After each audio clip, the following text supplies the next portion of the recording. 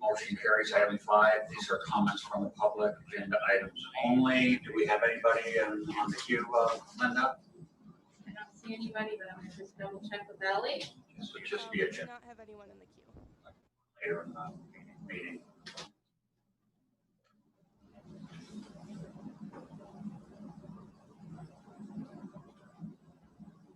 Hi, Linda. There's no one in the queue. No one in the queue. Thank you so much.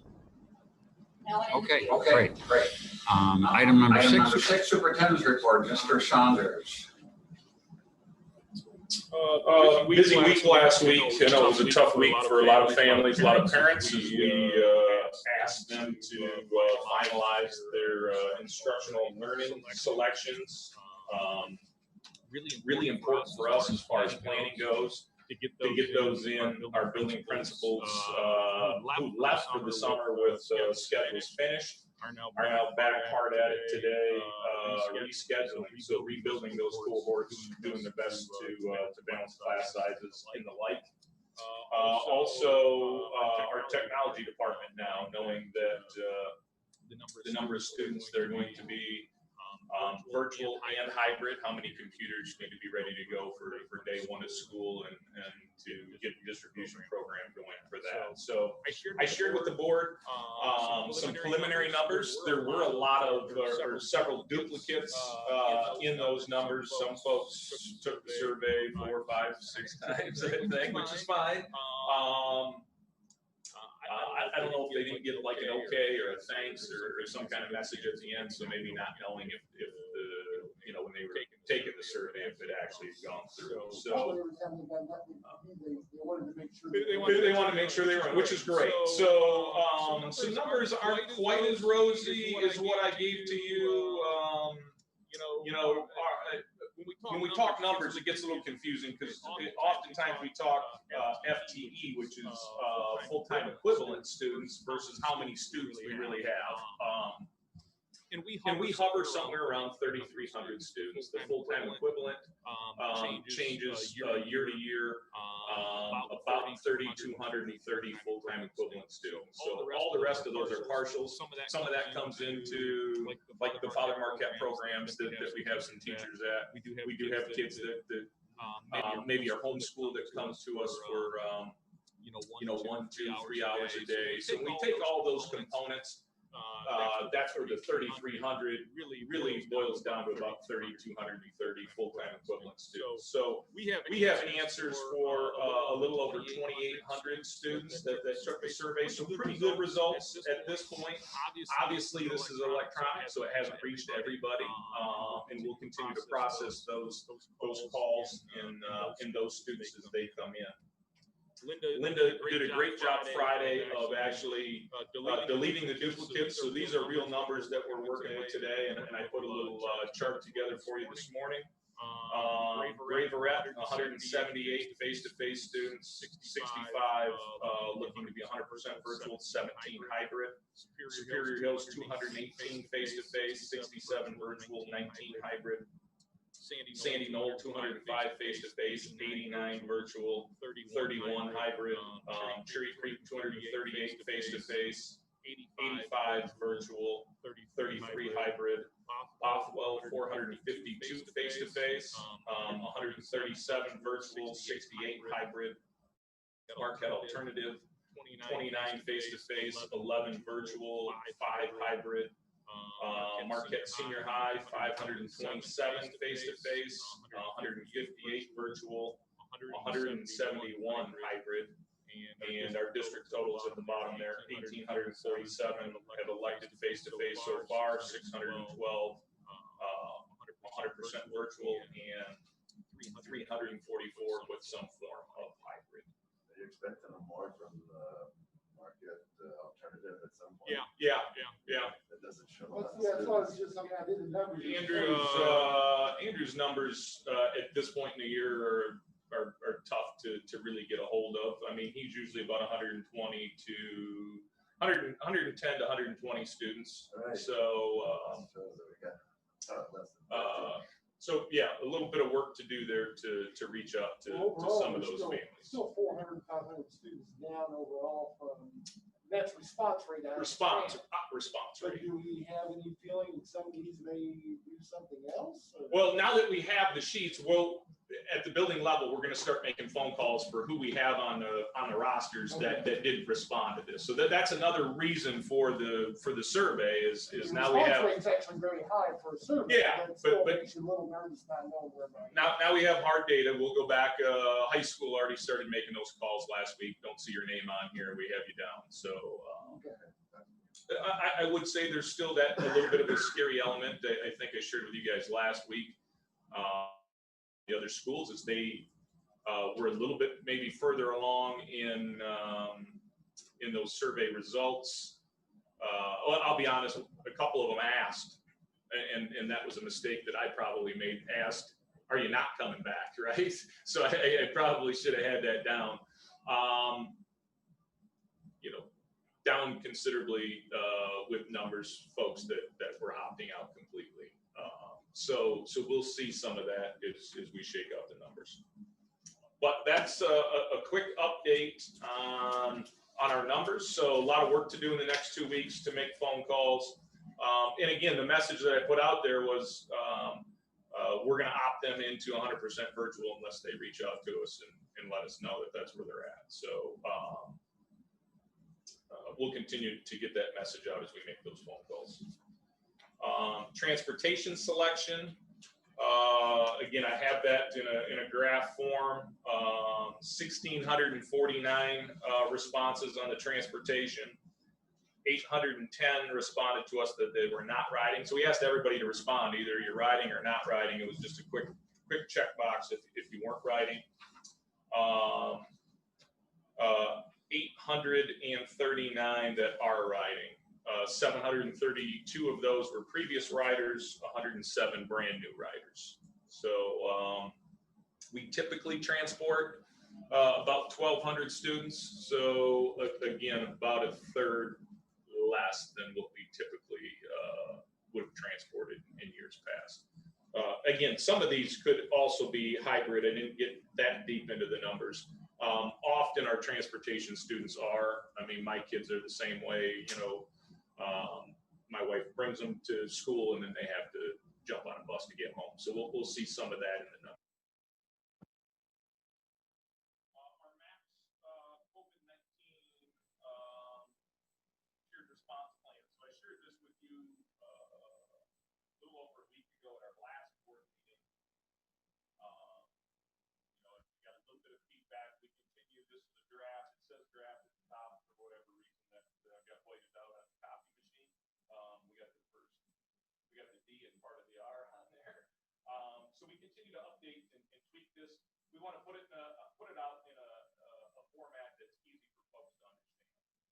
Our tier 4, our face-to-face instruction occurs under phase 4 and 5 within the governor's plan. Virus outbreak is detected in our community, something that we already all know. District actions, we're restricting all access to our buildings, allowing only students, staff, and qualified visitors. So that's how we're going to start the year, complying with MHSAA and MAPS athletic plan for our athletic activities. As you guys are aware, football was postponed by the MHSAA. They are allowing, I think, up to 18 practices still this fall, in preparation perhaps for a second semester football season, kind of I want to say a late winter, like maybe starting up end of March and trying to get football season in late winter. So we'll see how that goes. As of this point, I sent you guys an update. All other athletic activities are a go by the MHSA right now. The two biggies were soccer and volleyball. Those were the two, I think, moderate risk, if I remember correctly, sporting events. And then we also have basketball, which middle school basketball, which I asked Alex to inquire. MHSA, I'm guessing, is really focused on the varsity level sports right now, and a lot of us are starting middle school sports. And we haven't completely determined that amongst our region. moving ahead with middle school basketball, I had a long conversation with fellow superintendents last week. I would say that we all seem to be leaning towards a very scaled back middle school basketball schedule at best. MAPS will continue with a no spectator policy. We wouldn't play districts with the spectators that are allowing spectators, and districts are all over the board. Some of my fellow superintendents are going to allow a quarter of the gym capacity. Others, like the GNC, the conference we're a part of, they have a no spectator policy. So folks are all over the board. My recommendation was if we were going to move ahead with basketball, we would stay with just Negaunee, Gwinn, Ishpeming, and Nice. So just play the 4 teams. We wouldn't travel to Escanaba, Gladstone. And we would play those games on just Friday nights. So if there was something to happen, we had a couple days if a student, were to feel ill or whatever, instead of playing like on Tuesday and having to come back into school and potentially expose students on a Wednesday morning. So, but again, that hasn't been voted on, just kind of an update there. So moving into tier 3, face-to-face instruction. Again, that occurs under phase 4 and 5 within the governor's plans. Virus is detected within the school system by a student or staff. We follow all our tier 4 guidelines, coordinate with the Marquette County Health Department for assistance with contact tracing and general guidance, notify all students and staff of a positive COVID-19 case. This is the dashboard I think you guys were talking about that MAPS can certainly develop and get out there ourselves. Encourage COVID-19 testing of students and staff where appropriate. Face-to-face instruction continues until 2 tier guidelines are met. Tier 2 is where we get into really the risk mitigation, a movement to online learning and suspended activities. Again, this would still be occurring under phase 4 or 5 within the governor's plans. Recommendation from the Marquette County Health Department or local health system, uptick in community spread, constraints in our local health system. So obviously we would be looking for those recommendations from the health department and health system. Factors the district would consider, trends of illness measured every 30 days with board review. I'll get into that in just a second.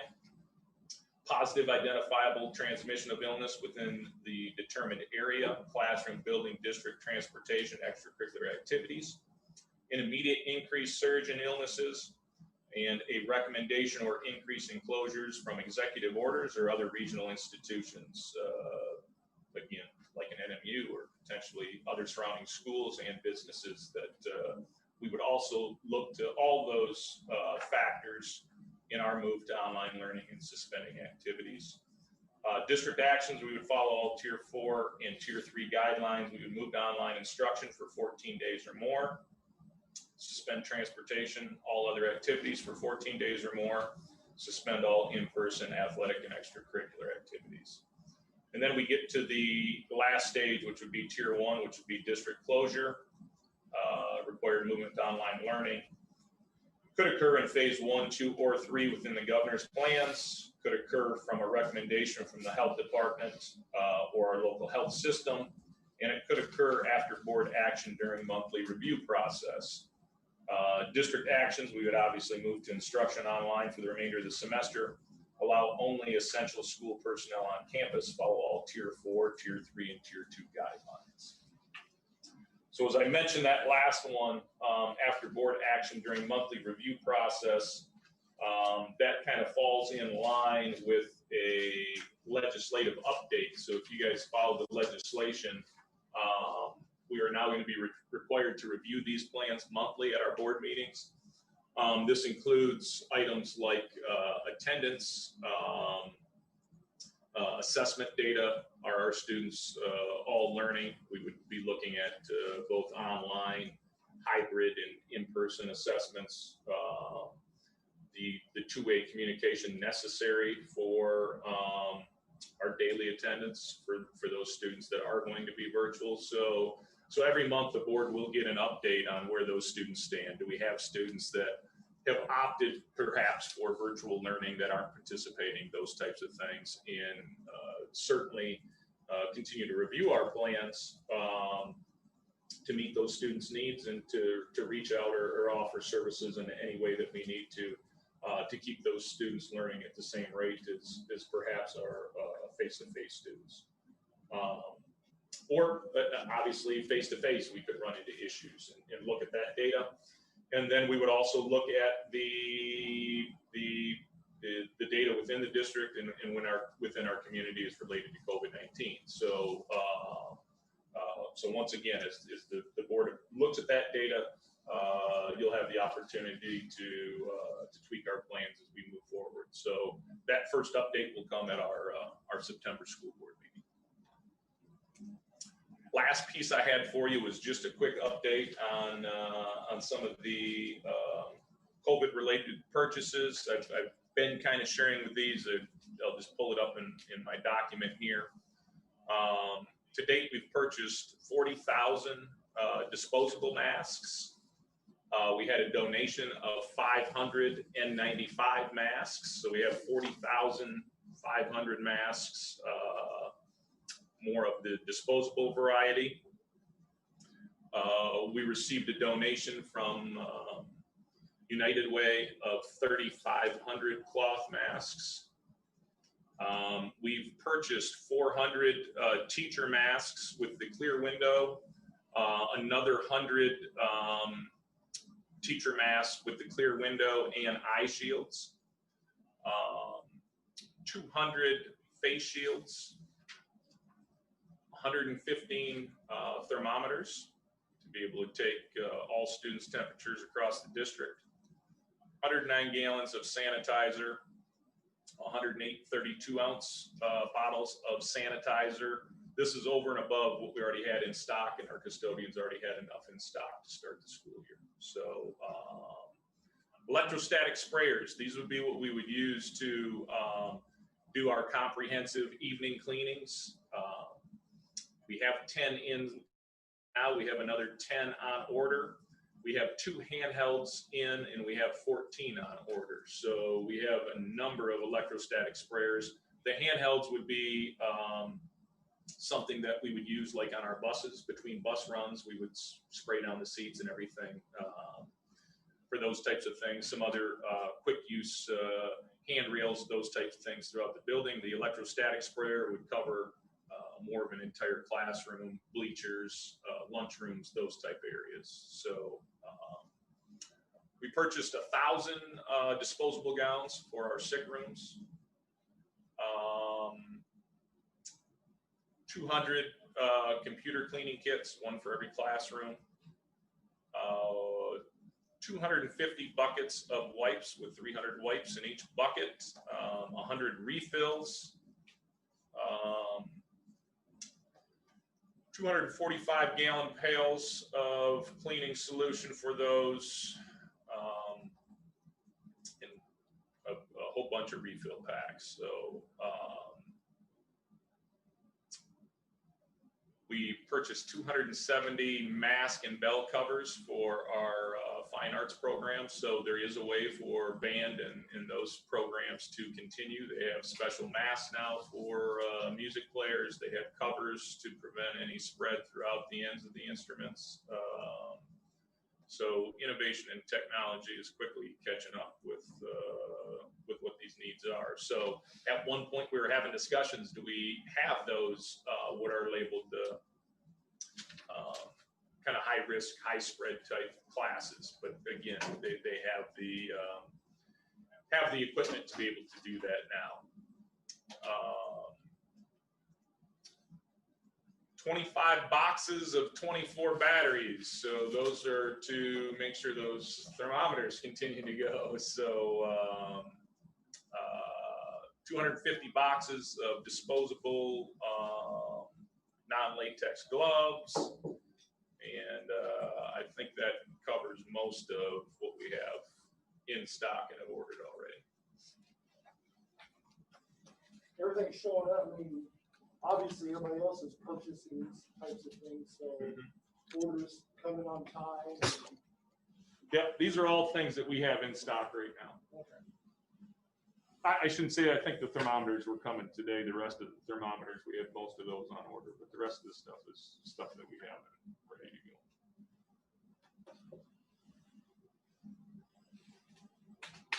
Questions for me? Just Regarding our count, and obviously looking low now, is the state addressing how that count day is actually going to be held? That's still in limbo right now. If you saw the last legislation, I think an important piece is that the blend has changed a little bit from last year to this year with a 25%. So usually it's a 90-10 split. With that 25% blend this year, that is kind of a detriment to districts, especially if we do lose a number of students this year. Not what districts were hoping was going to pass legislatively. So it could certainly impact our bottom line. And regarding ridership of our buses, understanding that the survey right now may not be complete, but I think you mentioned about a third less ridership. Will that impact routes at all, or is that? We want to keep the same number of routes so we can try to social distance as much as possible.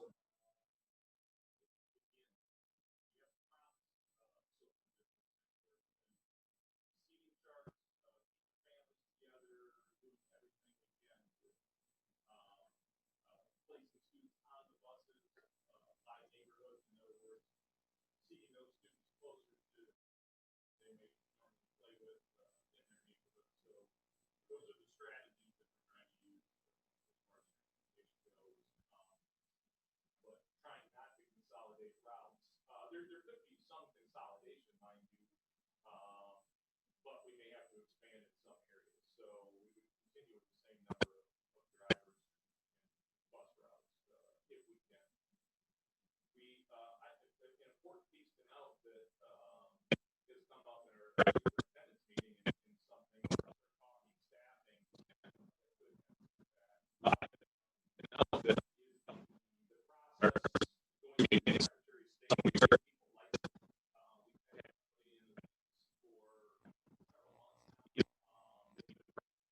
going through September to get scheduled to get that actual CDL license through Secretary of State. So that is a holdup for a number of districts. That came up at our last superintendent's meeting as well. Several districts facing that issue with new drivers. Looking at the tiered response plan, it looks comprehensive, and it's certainly based on kind of a response to facts or response to testing and everything. And I could see a scenario though where we get a post on social media late on a Wednesday night, and we end up having a huge response from parents, or kids not going the next day. Are we kind of walking through those just to kind of anticipate how we deal with that? Yeah, well, and that's where this whole seamless. We want parents that don't feel comfortable to go ahead and stay home, and that's where every student's going to be treated like an online student. So I fully anticipate first case, hey, there's a case of COVID here at Sandy Knoll that we're going to. The one nice thing legislatively though is we aren't held to that 75% attendance on a daily rate in person either. So it's easy to shift and be able to allow those students to come home, and the district wouldn't be penalized in that aspect. So on the tiered plan in tier 2, where we're talking about the trends to be reviewed on a 30-day basis by the board, what is going to be our baseline on that? In other words, where are we today in that trend line? And I note that it also mentions an uptick in community spread, which I'm wondering whether that means all data available for our community, including NMU cases. right, so this is all up for the board to review. So we can bring any data to the table that the board would like to see to be able to make those monthly decisions on our learning plan. So that was, you might have just missed it, Mr. Glendon, that was in the legislative update. So every month there's a host of criteria for us to review. and I hit a number of those things: assessment data, attendance, COVID-related data. So those are things that the board takes a look at that data, whatever data they would like to see, and then we use that to weigh out what our learning plan looks like from month to month. So every monthly board meeting, we have to review that data and tweak our plan as necessary. No, that makes sense. So, I'm just wondering so if we were to look at this today, what is our 30-day trend line that we're going to review today? Do we have one? I don't know that we have one. So, I mean, when does it start, and what is the baseline data? That first review will be September. So in September, then we'll have the trend line for the entirety of now until then. Right. First day of school till we could start it now. We can pick any date we want to review that trend line material. Would it be helpful for you to get any requests for information that we would want in that review? Yes, that's what I would need from the board. What is it? What data do you want me to bring to that September meeting to share with you? And again, we're also meeting with the county health department weekly as superintendents. So that's where the majority of this data would come from, would be the sharing. Dr. Piggott would, Jerry Masana shares with us at the superintendent's meetings. Would it be helpful for you to get those requests like 5 days ahead of time? Because we don't want you. Well, probably more than 5 days. I think now that I've shared this with you, you guys take a look at it, you want to start letting me know sooner than later. So I can give them as much heads up. Remember, they're pretty overwhelmed as well. Here's the data I'm going to need to share with my board monthly to give him a heads up on what we would like to see. Yeah, so one of the confusion points that I've heard from some of our parents, and even for me, frankly, is that there doesn't seem to be a consistently reported 30-day trend for our area that includes NMU, includes our area. So I would like to see that on these 30-day increments, we're reviewing the actual community spread trend line.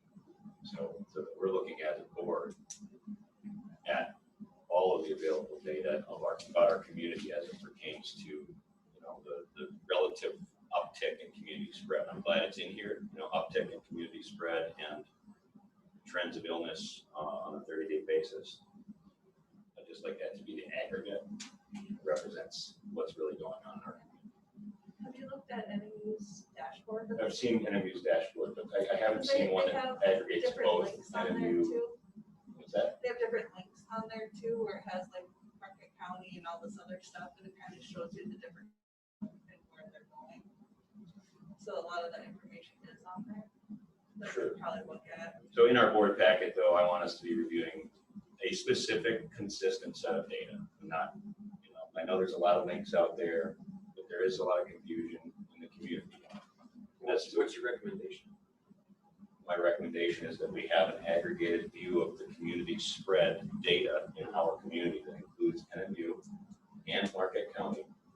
So that the trend line, is it trending positive? Right. And is it at what percent? And It's pretty it does have straightforward. that on their dashboard. Great, then print it out and bring it to the board meeting. It's not. I don't know why we couldn't have our own dashboard, because, again, transparency is kind of key, but, anytime you pick a point in time, you're probably gonna have an increase over that point in time. It's probably with special dollar movement stuff like northern, you get 0.5%. So you pick any time before they did the testing to after they did the testing, you're gonna see somewhat of an increase just because you're testing more people. So, I think we just need to be consistent and not stretch too much, but we probably would like some kind of dashboard. Yeah, I don't think it's a stretch. I see what you're saying, Mr. Chair, and absolutely, there's lots of reasons, right, for the trends. But what I would like us to be looking at is what are the trends, right? Well, obviously, Marquette County was going to be increased because you had 6,700 people more than tested. So over that 30-day period, you were going to see an increase because you had an entire 100% of the population. Of course, absolutely. Yep. No question. So, and I think Bill said this last meeting, you got to see what's behind those numbers. Was there some change that caused that? And this one would have been increased increase in testing. So that's a good point, Mr. Cherry. Maybe the dashboard ought to have an analysis of what's behind those numbers. So that we get a dashboard that says the trend line from last month is we've got a 5% increase. We believe the 5% increase is comprised of the following root causes. That gives us the ability to make a decision whether or not we want to make an independent decision of whatever higher authorities we're listening to. There's a couple of ways we can look at this. Do we just march to wait around until someone tells us to shut down? Or do we have our own set of criteria on which we're going to make that judgment? I think it's reasonable to say that we at least consider that, and that we have a consistent set of data points to consider.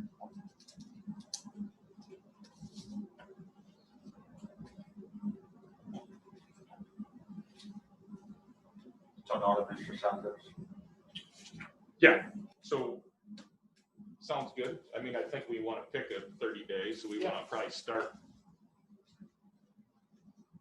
What's the date of our next meeting, Linda? September, I don't have September 21st.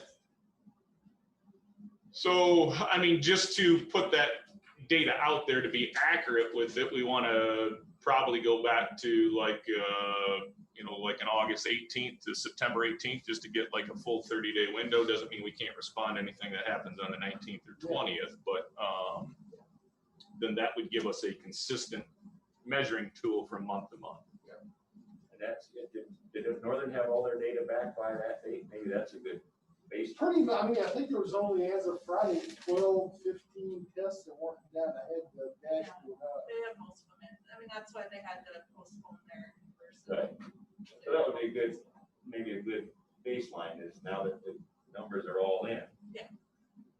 Yeah, as of today, there's, Yeah, see what those 36 positive tests, if they go from there's only 120 12 or tests. whatever in the next week or month or. Yeah, there's only 12 tests outstanding on the ordinance dashboard. Yeah, they didn't have any positives on the 21st, 22nd, or 23rd. So their last date of having any positive was actually August 20th.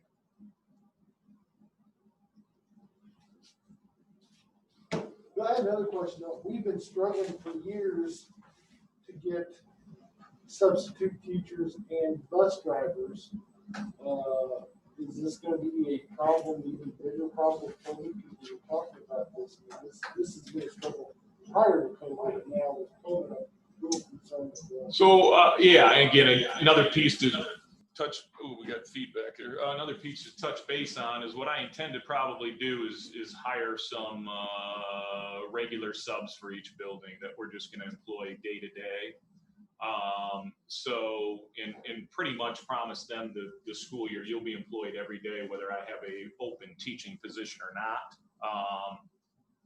Therefore, we'll look to have them fill in for noon hour supervisors for whatever those openings are. They could fill in as an aide if they had to, but to actually have folks in each building. So we've been talking about putting that together. Principals just did interviews on Thursday, so we'll have a batch of folks that we'll be able to rely on to make that happen. But to answer your question, absolutely outside of this issue, we've been struggling for 4, 5, 6 years. When we talk trend lines, the number of folks that we have in that substitute pool continues to go down. The number of people going into education, I think, continues to go down. So that is an area that we continue to struggle with, and I would anticipate this year to not be any different. I will say the one positive has been for the postings that we have had. We've had, and this is a time of year, and I know some people look at the personnel report and say, oh my gosh, this happens every year at this time. We get a lot of late minute resignations, a lot of last minute hiring. So the numbers that we have here aren't going to be shocking. But again, we've had a number of applicants for all the positions that we've had so far. So minus bus drivers and minus instructional program aides, those have been the two really hard hit areas that we've struggled to get folks to apply to.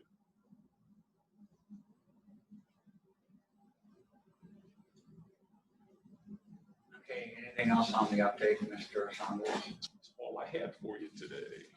Any questions for Mr. Saunders? The new legislation requires some testing, assessments within the first 9 weeks. Mhm. Is that going to replace the current testing schedule, or is it in addition to the current testing schedule? It actually falls in nicely with our NWEA and our three cycle NWEA testing. So we're going to have that data that we'll be able to give to folks. The nice thing is that the NWEA also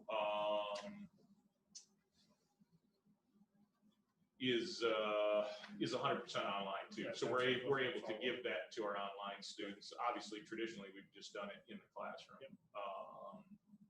I will say, not to jump on another bandwagon, testing was one of those things I was hoping the state was going to put off a little bit, just because the huge gap of the last 10, 12 weeks of where students were last year. Some participated, some didn't.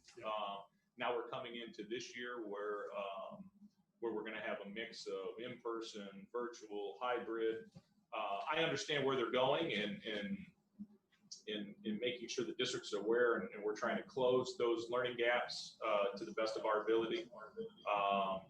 But with that being, I just asked, you have some districts that are 100% online, you got some mixes, you got some that are 100% hybrid. What's the state really going to do with that data? So I understand asking us for it and making sure we're doing it, which is essentially what's happening right now. So anyway, good question. Okay, moving on then, will the consent agenda. Entertain a motion. I will make an entertaining motion. By Mr. Sargis, supported by Mrs. Convenzi. The discussion. I actually have a question on the personnel report, Mr. Saunders, and maybe you can't answer this, but I noticed a number of leaves related to FMLA. Is COVID impacting some of those leaves? A few of them. Most of, I'm going to tell you, I know for a fact that we have at least a minimum of 3, maybe 4 maternity leaves that are kicking off to start the school year. So a number of maternity leaves are part of these leaves. I do know of a couple noon hour supervisors that that did ask for a leave due to COVID. I don't have the personnel report. So, Are you looking for that?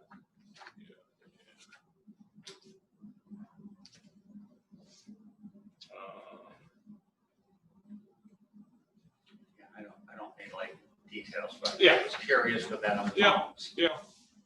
And can you expand on that leave when it's COVID related? I'm assuming it may be a concern to teach in a particular environment. What are those guidelines that are established? Is that just an arbitrary guideline? There's two federal qualifications, the 1480 hours for direct COVID related, and then for kind of the indirect if it's impacting caring for a family member or childcare or whatever, then that's another 60 days of the Family CARES Act medical leave piece that's in place for that as well. Okay. I had a feeling there was some impact, but I didn't know what Yep. the criteria was. So, any other discussions on the motion that's on the table right now for the consent agenda?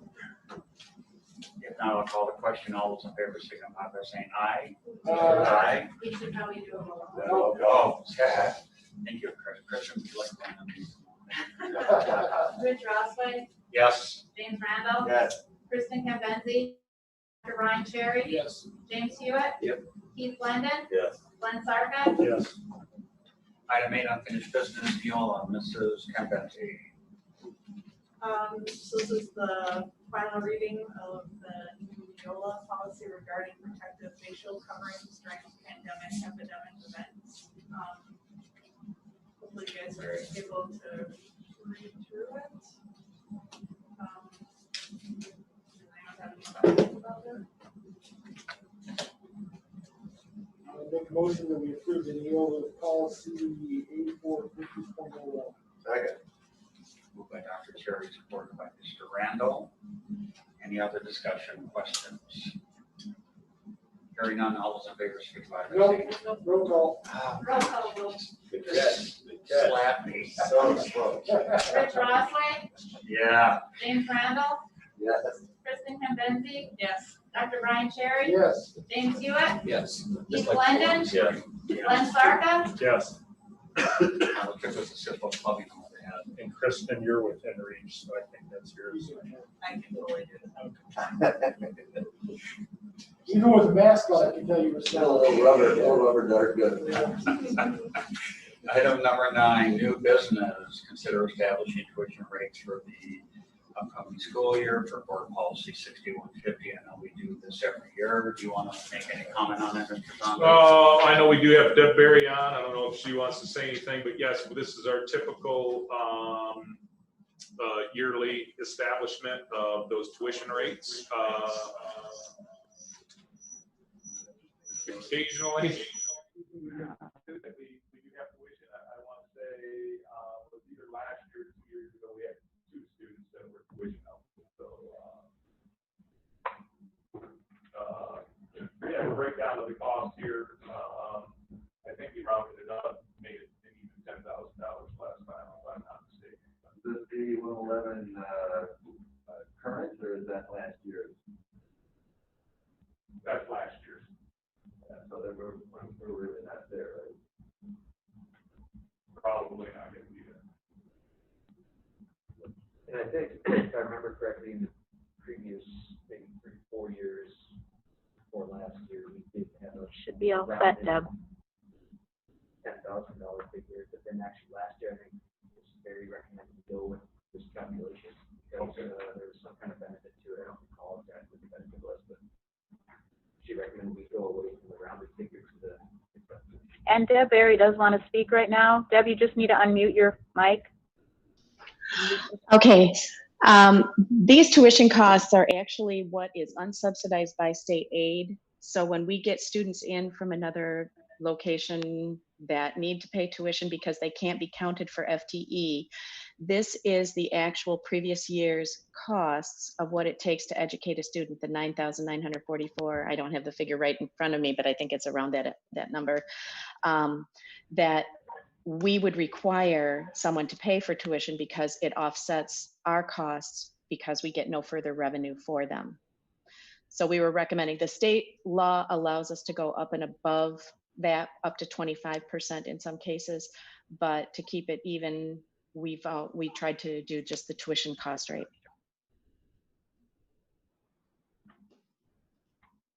So, Deb, is there an issue if we round that up?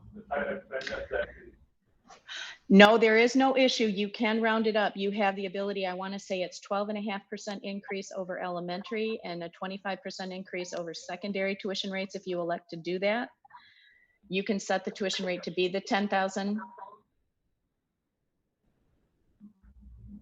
Okay, thank you. Mrs. Berry, was there a reason you recommended we not go with the 10,000 last year?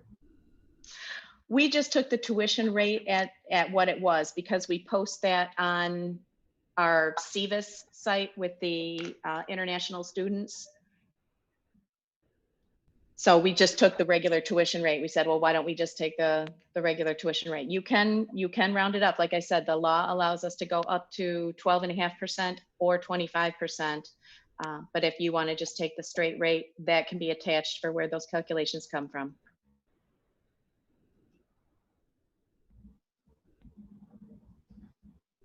So you don't have a motion yet, right?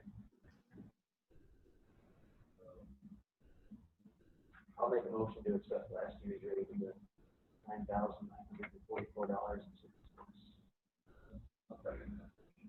Moved by Mr. Hewitt, supported by Mr. Randall. Is there any other discussion? Roll call.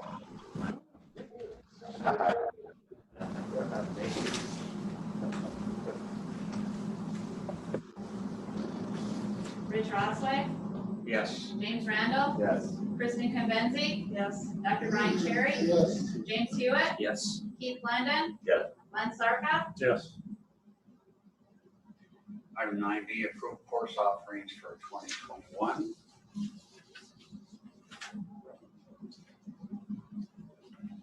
So again, these are our yearly requirement for us to approve for pupil accounting now. So this would be our courses, elementary, middle, and high school. This motion and approve course offerings for 2021. Moved by Dr. Sherrill, supported by Mrs. Kabenzi. Any question for Mr. Saunders on this? Hearing none, we'll do a roll call vote. Linda? Rich Rosway, Yes. James Randall, Yes. Kristen Kambinzi, Yes. Dr. Brian Cherry, Yes. James Hewitt, Yes. Keith Glendon. Yes. Glenn Sarka, Yes. Item number 9C appears to be another power grab on. We knew that was Mr. Saunders. Mr. Saunders, can you justify this request?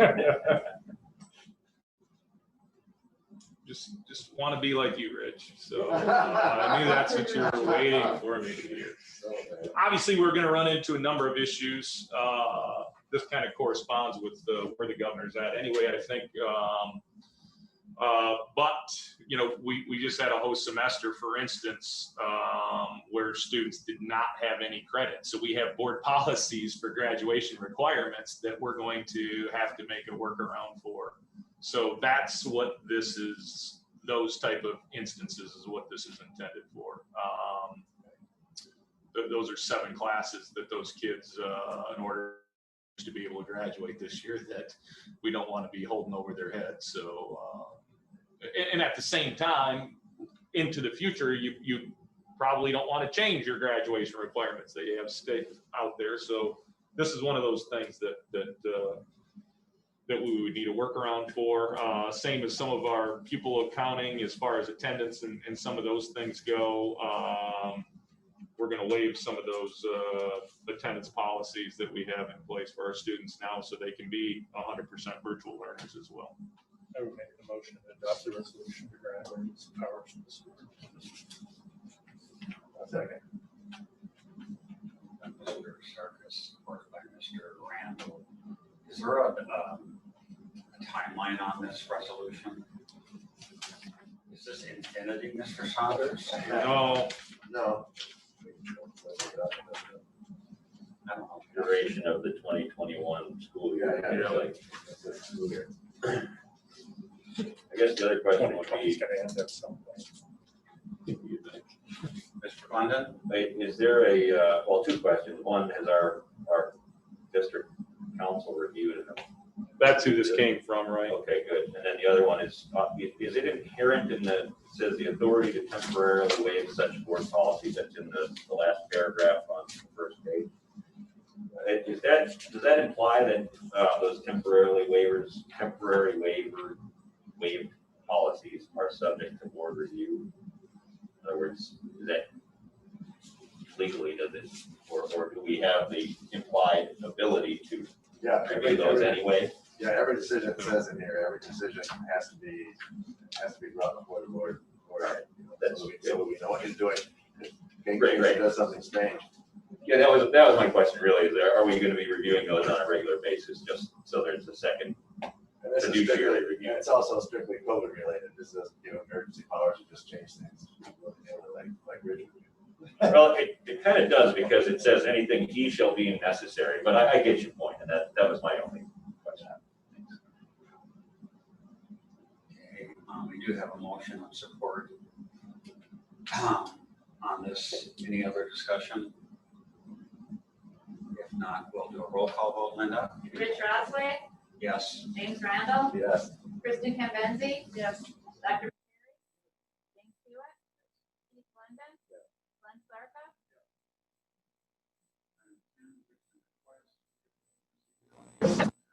Market County for 3,500 watt mass. That's something that probably your update earlier.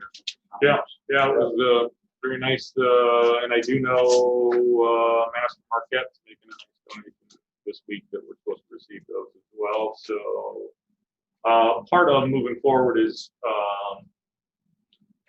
we would give two cloth masks to every student per 9 weeks, so. I'm just curious, is Becky still producing plastic masks for face shield? Yeah. How many, do you know, like, offhand, how many to date she's done? She sent me a graph, it was probably a month ago, I think she kind of wanted a little bit of summer for herself, so. No, yeah, so I don't remember off the top of my head, but I'll bring that to the next board meeting and share what she's done.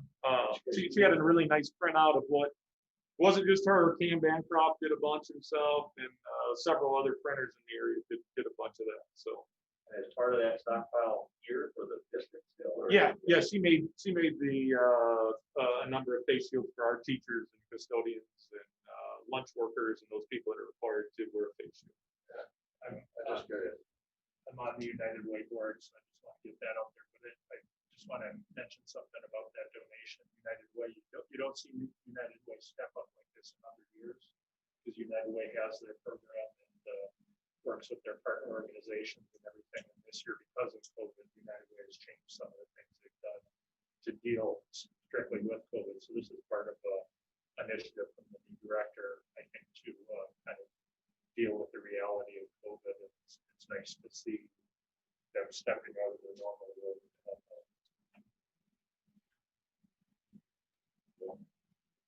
Okay, moving on to item 11, comments from the public. Do we have anybody, Linda? Item 12, board member comments. Anybody just want to weigh in? I can call on everybody individually, but any comments on the board? I've joined the realm of yes, school year. This is I'm just down to school. And this meeting, but, I think so far we've done a fairly good job that are related preparedness. It's going to be interesting to see how things go. Anybody else? I just thanks Mr. Saunders for the clarification since our last meeting on the plan. That's helpful. Hopefully we'll bring some comfort to our families that we're still wondering. There's also, I'll make a comment that there are still members of the community kind of on both sides of the issue still asking about, well, what's going on with the discussion. So I think just for their benefit, it's worth noting in that discussion, we haven't made any decision either way as a board. And I believe that as a board, we still recognize that to be an issue that needs to be discussed. Given the context of everything going on right now, it's kind of a difficult discussion to have rather than have a pendulum kind of discussion. It seems to be that the climate of the board that needs to be dealt with, but not right now. So I think we should at least acknowledge that in the public. There are questions to be asked. And as we get past this period of real challenge heading into the fall, I hope the other thing we start putting on the agenda for the board is what is our opportunity to start adapting our traditional educational model to the changes that are happening in the world today. COVID is a real heavy example of that, but adaptability, agility, technology, these are all themes that are very important to becoming very important to education. And I think we're being presented with an opportunity here because everything's so blown apart anyway. It's going to require agility of us. So I think maybe asking as a board, how might we lean into that need for agility for the benefit of our students? And be something that would be good to have a public discussion about. So, thank you. Board president comments. I think, Mr. Lennon, what you said regarding community, discussion, communication. I think we all have those opportunities talking with people, and I wanted to remind the board that we have policies in place regarding that, and as the board makes decisions, those decisions are based on motions and minutes. sets, et cetera, criteria that we speak as a board. And while we may not always agree with board decisions, it is important that all board members support that decision forward. It doesn't mean that you can't have continued discussion, but I think it's really important, especially now in the days of social media, that we watch when we're speaking as a community member versus a board member. And frankly, I don't know that you can change the two. A board member is a board member, regardless of what other identity you might have.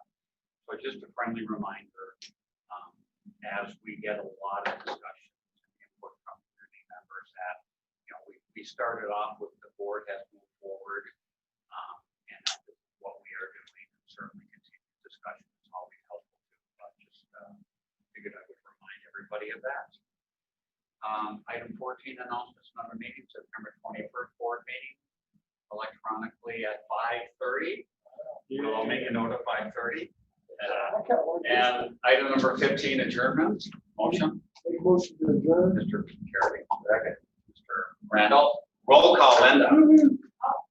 Yeah. Westwood, Yes. James Randall, Yes. Kristen Kembenzi, Dr. Brian Terry, Yes. James Hewitt, Yes. Keith London, Yes. Glenn Sarka, Yes. Motion carried, adjourned. Right? I think